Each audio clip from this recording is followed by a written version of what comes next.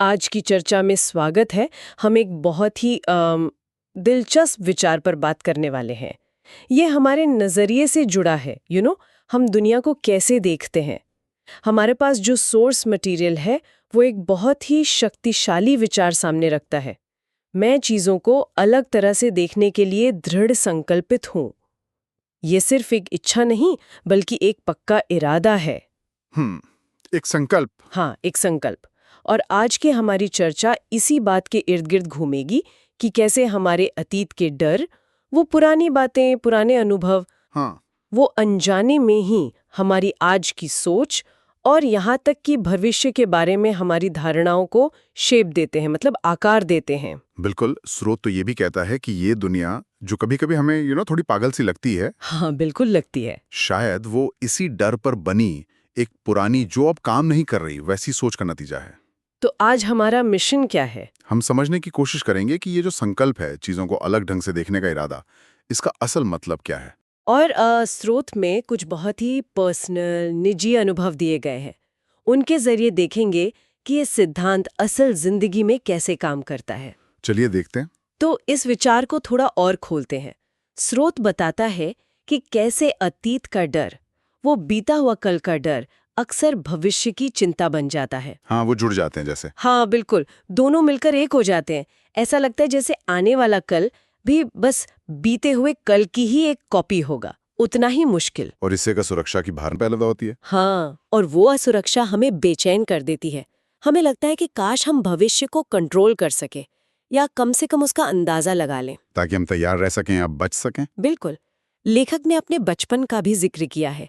एक ऐसा माहौल था घर में जहाँ डर एक तरह से हवा में घुला रहता था। अच्छा। उनकी सोच ही ऐसी बन गई थी कि भाई अतीत तो भयानक था, आज का पल डरावना है और आने वाला पल तो और भी बुरा होगा। और शायद वैसा होता भी होगा। हाँ, वो कहते हैं कि होता भी यही था, क्योंकि जब परिवार में सब लोग एक ही डर वाले चश्मे से दुनिया को देख रहे हों, तो वो डर ही उनकी सच्चाई बन जाता है। उनकी उम्मीदें ही वैसी होती हैं। ये बात तो है। और ये डर सिर्फ भविष्य की चिंता तक ही नहीं रहता, है ना। ये हमारे रोज के रिएक्शंस को भी तय करता है। जैसे गुस्सा।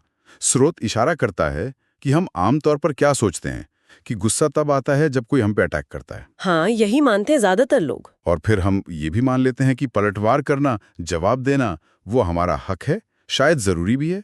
हम खुद को डिफेंड करने की जिम्मेदारी महसूस करते हैं। पर ये नहीं सोचते कि ये बचाव की जरूरत महसूस ही क्यों हो रही है। एग्जैक्टली। वो कौन सी अंदर की सोच है जो हमें खतरे का सिग्नल दे रही है? ये सवाल हम कम ही पूछते हैं। तो क्या हम इस सोच के जाल में फंसे ही रहते हैं या कोई रास्ता है? रास्ता है। यहीं पर एक उम्मीद दिखती है।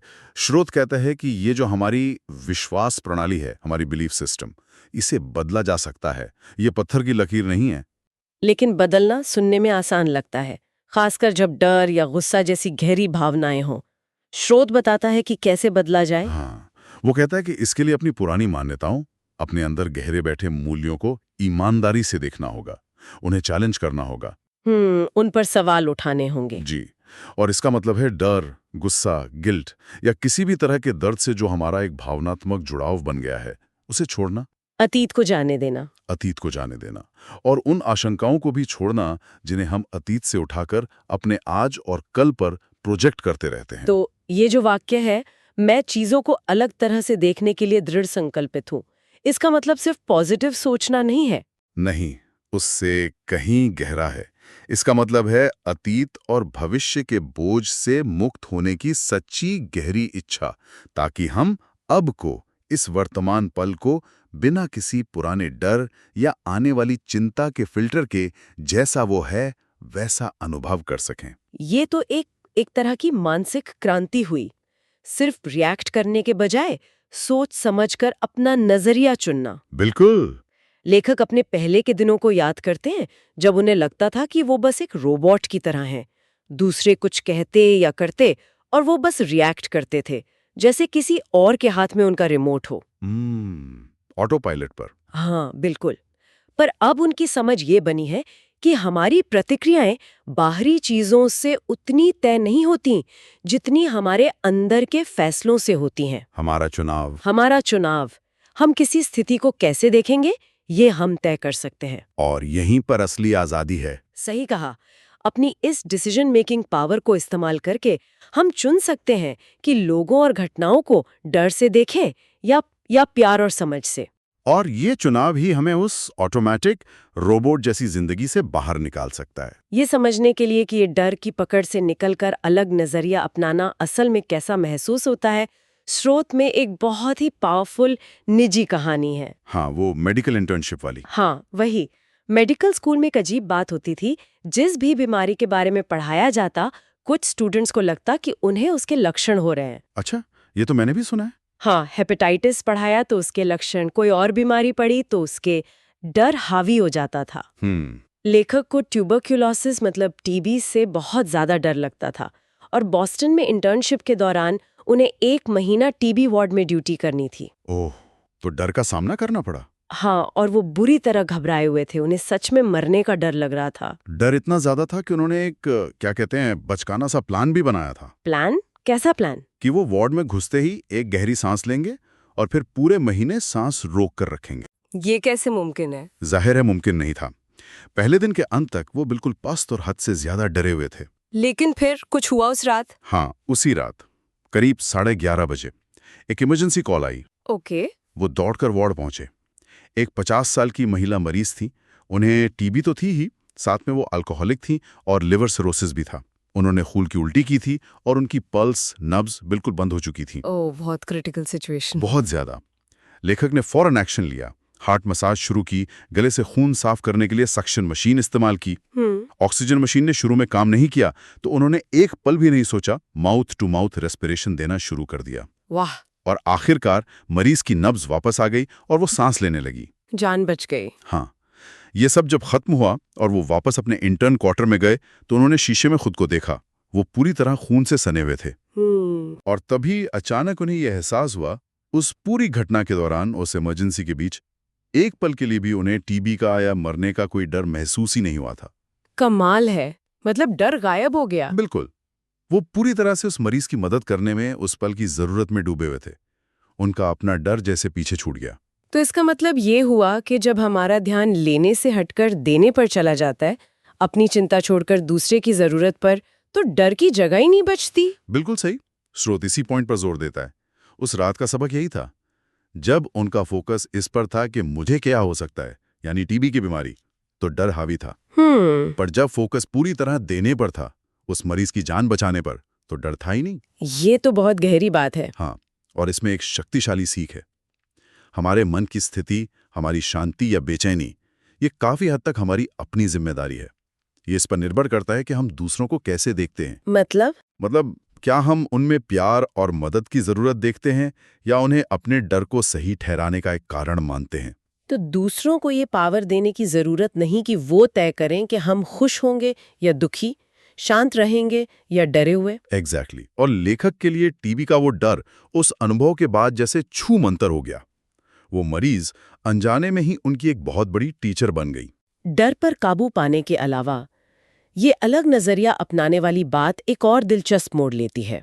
जब हमें लक्ष्य पता हो पर रास्ता बिल्कुल अनजान और मुश्किल लगे। हाँ, वो गाड़ी को घोड़े के आगे रखने वाली बात। हाँ, वही। सुनने में तो उल्टा लगता है ना, घोड़ा आगे होता है गाड़ी पीछे। पर इसका मतलब है लक्ष्य यानी गाड़ी को साधनों यानी घोड़ा से ज्यादा अहमियत देना। लेखक ने पाया कि जब उनका अंदरूनी मार्गदर्शन, उनकी इंट्यूशन उन्हें कोई लक्ष्य दिखाती थी, हाँ, तो उन्हें बस उस लक्ष्य पर फोकस बनाए रखना होता था। और साधन यानी रास्ता, पैसा, मदद, वो सब जैसे अपने आप ऑर्गेनाइज होने लगते थे। अच्छा, ये तो आम सोच से बिल्कुल अलग है। हम तो पहले साधन ढूंढते हैं। हाँ, हम में से ज्यादातर लोग कैसे होगा, पैसे कहाँ से आएंगे, कौन मदद करेगा, इसी में इतने उलझ जाते हैं कि क्या करना है या क्यों करना है, वो लक्ष्य ही नजर से ओझल हो जाता है। सही बात है, साधनों की चिंता लक्ष्य पर हावी हो जाती है। बिल्कुल। इसका एक बड़ा अच्छा उदाहरण दिया है स्रोत में। लेखक जिन बहुत बीमार बच्चों के साथ काम करते थे, उन्होंने मिलकर एक किताब लिखी थी। हाँ, there is a rainbow behind every dark cloud. नहीं, अब इसे किसी बड़े पब्लिशर से छपवाने में 1.5-2 साल लग सकते थे। काफी लंबा टाइम। और पैसे बिल्कुल नहीं थे किताब छापने के लिए। फिर भी लेखक को अंदर से एक स्ट्रॉन्ग फीलिंग आई, एक गाइडेंस मिली कि इंतजार मत करो, इसे खुद ही पब्लिश करो। बिना पैसों के? हाँ, भरोसा रखो कि पैसा कहीं ना कहीं से आ जाएगा। अब ये उनके नॉर्मल बिहेवियर के एकदम खिलाफ था। वो पहले कभी ऐसा रिस्क नहीं लेते थे।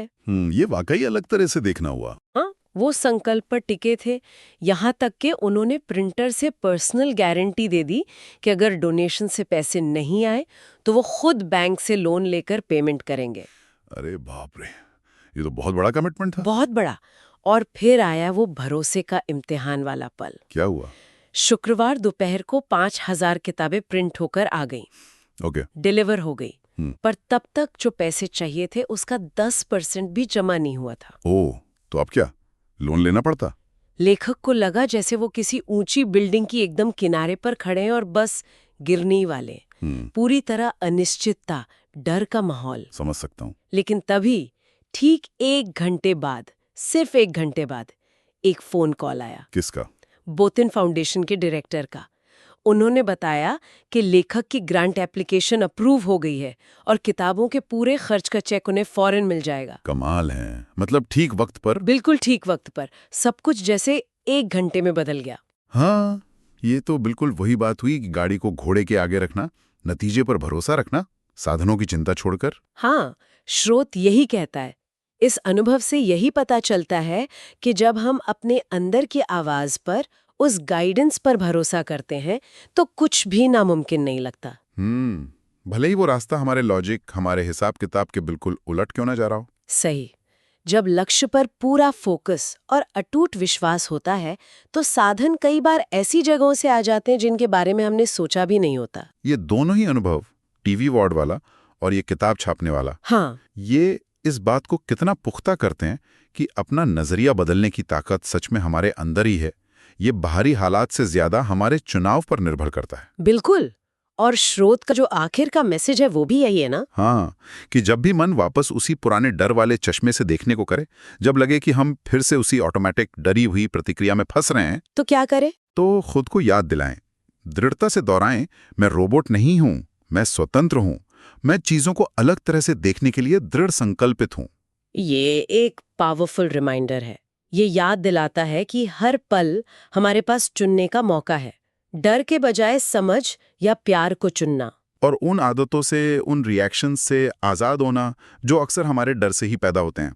तो आज की इस पूरी बातचीत का सार क्या निकलता है, निचोड़ क्या है?